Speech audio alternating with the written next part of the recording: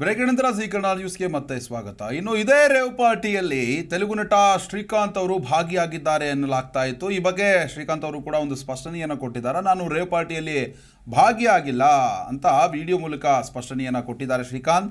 ನಾನು ಮನೆಯಲ್ಲೇ ಇದ್ದೇನೆ ಅಂತ ಶ್ರೀಕಾಂತ್ ಅವರು ಒಂದು ವಿಡಿಯೋವನ್ನು ಹರಿಬಿಟ್ಟಿದ್ದಾರೆ.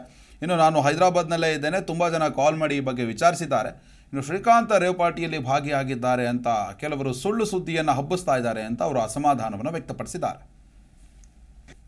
ఇది నా ఇల్లేగా, మా ఇంట్లోనే ఉన్నాను, హైదరాబాద్లో ఉన్నాను. సో నేను పొద్దున్నుంచి నాకు ఫోన్లు రావడం జరిగింది. నేను కూడా వీడియో క్లిప్ చూశాను. మన మీడియా మిత్రులు చాలామంది నన్ను అడిగి క్లారిఫై చేసుకున్నారు. వాళ్ళ దాంట్లో రాలేదు నాకు తెలిసి.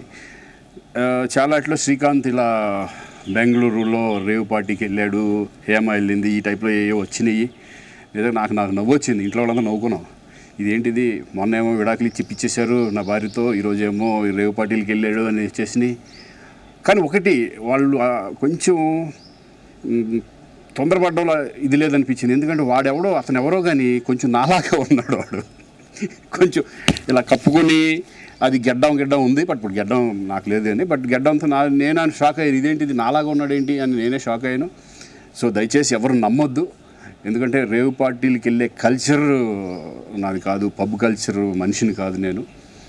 ఒక్కోసారి బర్త్డే పార్టీలకి వెళ్తాం, ఒకవేళ తెలియకుండా ఏదైనా వెళ్ళినా ఒక హాఫ్ అన్ అవర్ నుండి వచ్చేస్తాం తప్పితే అటువంటి ఏమీ లేదు. రేవ్ పార్టీ ఎలా ఉంటుందో కూడా నాకు తెలియదు.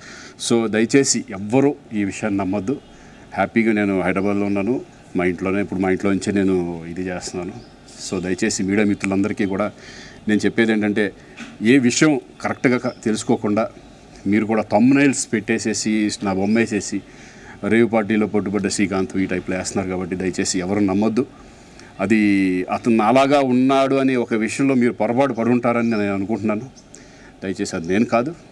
Thank you. ఇటువంటి అన్నీ కూడా నిజంగా కొంతమంది వాళ్ళందరికీ నిజంగా థ్యాంక్స్ చెప్పుకుంటున్నాను నేను. ಜಿ ಕನ್ನಡ ನ್ಯೂಸ್ ಈಗ ನಿಮ್ಮ ಮನೆಯಲ್ಲೇ ನೋಡಿ.